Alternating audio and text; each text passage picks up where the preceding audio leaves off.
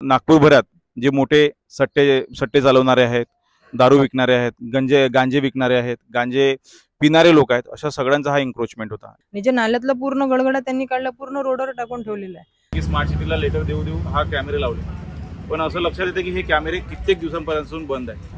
नागपुर के यशोधरा नगर और शिवाजी चौक में बहुत सारी इलीगल एक्टिविटीज हो रही है।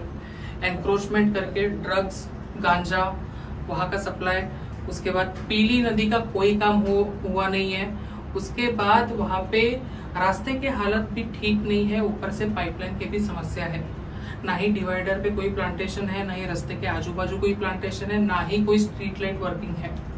तो इतनी सारी समस्याएं नागपुर जैसे शहर में, जहां से देवेंद्र फडणवीस जी डिप्यूटी चीफ मिनिस्टर है महाराष्ट्र के, उसके बाद नितिन गडकरी जी जिनका नागपुर क्षेत्र है, एमपी है महाराष्ट्र से, तो इतना सब कुछ, इतने सारे बड़े बड़े नेता होने के बाद भी नागपुर में ये हाल क्यों? आइए जानते हैं नागरिकों का इस पे क्या कहना है। नमस्ते, मेरा नाम यश नेटके है और आप देख रहे हैं नागपुर टुडे। जसं तुम्हाला माहित आहे की आपण आता राजा छत्रपती शिवाजी महाराज चौकात आहे। इथे सभोवताली पूर्ण एनआयटीची स्वतःची जागा आहे, एनआयटीच्या मालकीची जागा आहे, पण जवळपास 4 ते 5 महिन्या पहिले इथे हा जो संपूर्ण भागात एन्क्रोचमेंट होता, एनआयटीच्या मार्फत भरपूर पाठलाग घेऊन पत्रव्यवहार करून तो हटवण्यात आला। आणि हा जिथे एन्क्रोचमेंट करणारे लोक होते हे सगळे असामाजिक तत्व आहे। म्हणजे संबंध नागपूरभरात जे मोठे सट्टे चालवणारे आहेत, दारू विकणारे आहेत, गांजे विकणारे आहेत, गांजे पिणारे लोक आहेत, अशा सगळ्यांचा हा एन्क्रोचमेंट होता। इथेच त्यांचं वास्तव्य होतं, पण श्री शिवछत्र प्रतिष्ठानच्या माध्यमातून लेटर आणि पत्रव्यवहार आणि पाठलाग घेऊन तो कसाबसा हटवण्यात आला। तेव्हा आनंद झाला की हटला गेलाय, पण हटल्याबरोबर 5 दिवसातच त्यांनी परत एन्क्रोचमेंट केलाय।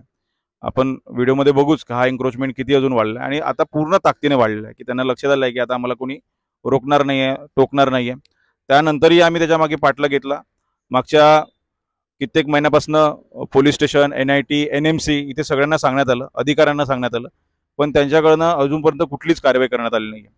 आणि अगोदर जो एन्क्रोचमेंटमुळे, अतिक्रमणामुळे जो आम्हाला त्रास होता, जे इथे रहिवासी आहेत ज्यांना तो त्रास होता, तो आता दुप्पटीने वाढलेला आहे।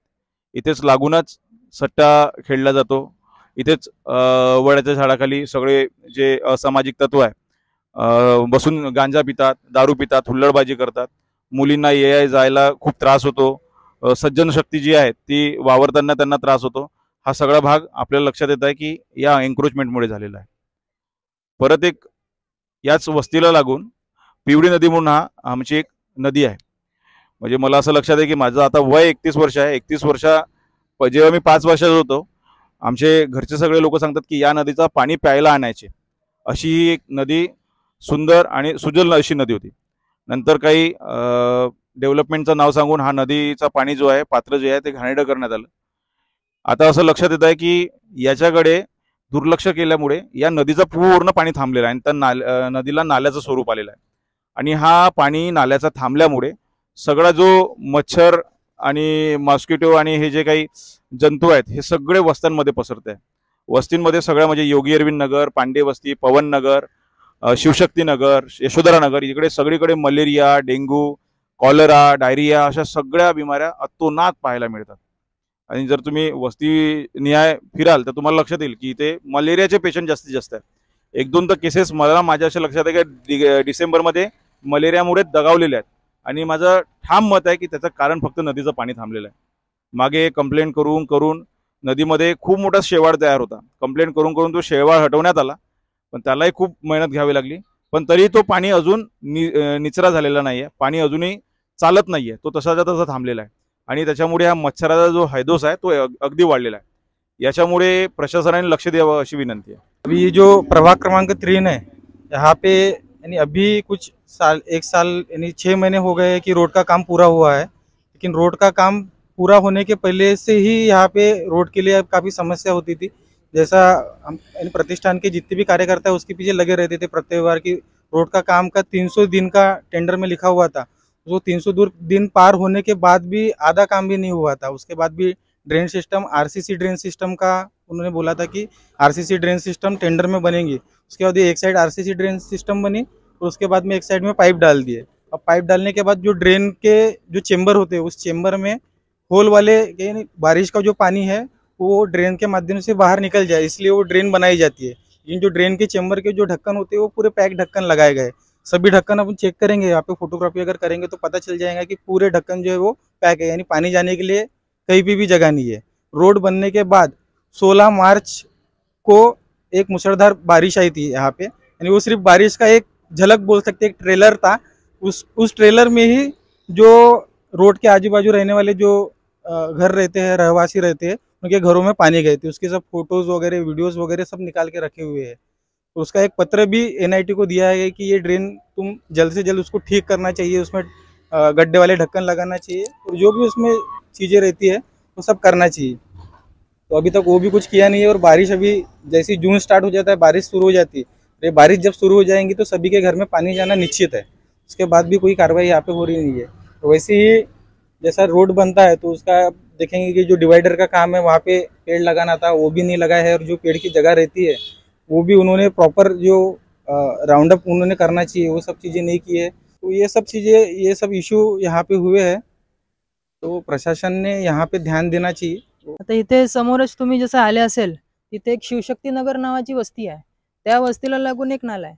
ते नालामध्ये म्हणजे खूप वर्षापासून कधी साफसफाई तर झालेली नाही आणि त्याच्या समोरच पूर्ण अतिक्रमण केलेलं आहे। इनलिगल काम पूर्ण सुरू। आता मधामध्येच तिथे नाला साफ करण्याच्या काही केलं होतं त्यांनी, पण जिथं त्यांना जागा मिळाली आहे फक्त तेवढंच नाला साफ केलं। बाकी जिथं अतिक्रमण आहे नाही त्यांनी तिथं हात लावलं ना, बघून पाहून बघितलंय। आणि जे नाल्यातला पूर्ण गडगडा त्यांनी काढला, पूर्ण रोडवर टाकून ठेवलेला आहे। आणि ते या ज्यालाही आता आम्हाला त्रास खूप होत आहे आणि तिथे खूप घाण वास पण येत आहे। तिथे आता ज्याला म्हणजे पावसाळा आता पाऊस येईल, ते पावसाच्या पाणी ज्याला तिथं आता जागाही नाही आहे। कारण की त्यांनी तिथले लोकांनी अतिक्रमण एवढं केलंय की जिथं नाल्याची जी जागा आहे त्याच्या रोडपेक्षाही वर ते एवढं अतिक्रमण होऊन गेलं की ते पाणी जायला जागा नाही, फक्त पूर्ण रोडवर पाणी आहे। आणि ते रोड पण पूर्ण गड्ड्याने भरून गेले आहे। ते पाणी पायी पूर्ण ते रोड उखडून गेले आहे आणि तिथं नुसते मच्छर वगैरे सगळे खूप आता पनपून राहिले। त्या असंच आहे आणि तिथं इनलिगल काम खूप सुरू आहे। एक तिथं रेसिडेन्शियल एरियामध्ये काही एक अशी कबाडीची शॉप आहे, ते इकडून तिकडून काही चोरीचा माल आणतात, तिथं रोडवर पूर्ण फेकलेला आहे। या ज्याला त्रास, पूर्ण घाण वास, पूर्ण एकदम तुम्ही आता व्हिडिओमध्ये बघू शकता की ते कशी तिथे हालत झाली, आम्हाला किती त्रास होता त्याचा। अजून एक असा इश्यू आहे की पवन नगर म्हणून एक लागलेली वस्ती आहे प्रभाग क्रमांक 3 मध्ये। तिथे मागील 2 महिन्यापासून 5-6 घरात प्यायचं पाण्याची जी आहे, प्यायचं पाणीच येत नाहीये आणि यासाठी आपण OCW मध्ये कंप्लेंट केली आहे। ते म्हणतात की हा फोर्सचा इश्यू आहे आणि आम्ही त्याच्यामुळे काही करू शकत नाही। मागच्या 2 महिन्यापासून प्यायचं पाणी सुद्धा घरी येत नाहीये आणि याच्याकडे कोणी लक्षही देत नाहीये। याच्याकडे थोडंसं कोणी प्रशासनाने लक्ष दिलं पाहिजे। की तुम्हाला दिसतंय इथे स्मार्ट सिटीच्या माध्यमातून स्ट्रीट कॅमेरे लागलेले आहेत। जेव्हा चंद्रशेखरजी बावनकुळे आपले पालकमंत्री होते तेव्हा 8 जूनला जनता दरबारमध्ये जाऊ आणि बाकी स्मार्ट सिटीला लेटर देऊ हा कॅमेरे लावले। पण असं लक्षात येतं की हे कॅमेरे कित्येक दिवसांपासून बंद आहे, कारण की इथे एवढ्या चोऱ्या आणि ह्या सगळ्या होतात, पण त्या कॅमेऱ्याचं सर्व्हिलन्स अजूनपर्यंत आम्हाला कुठे भेटत नाही आणि स्मार्ट सिटीमधनं पण त्याच्याबद्दल काही अजूनपर्यंत कार्यवाही करण्यात आली नाही आहे। सगळे कॅमेरे, डोम कॅमेरेपासून सगळे सर्व्हिलन्स कामे इथे लागलेले आहेत, पण सगळे बंद आहेत। त्याच्यामुळे वस्तीत खूप त्रास होतो। स्ट्रीट लाईट आणि तुम्हाला लक्षात आलं असेल की तुम्ही रिंग रोडपासून खाली आलेले आहेत। हा एवढा मोठा एक रोड इथे बनवलेला आहे, पण या रोडावर मधातल्या डिवायडरवरही लाईट नाही आहे आणि साईडला जे लाईट्स आहेत त्या स्ट्रीट लाईटही सुरू नाहीत आणि जिथे लाईट लागलेले आहेत ते लाईट सुद्धा बंद आहेत। इवन जिथे जे पोल आहेत विजेने ते पोरं हाललेले आहेत, वाकलेले आहेत, पण ते पण सुद्धा अजूनपर्यंत सुधारवण्यात आलेलं नाहीये, ज्याच्यामुळे या जायला रहदारीला अतिशय नुकसान आम्हाला होत आहे।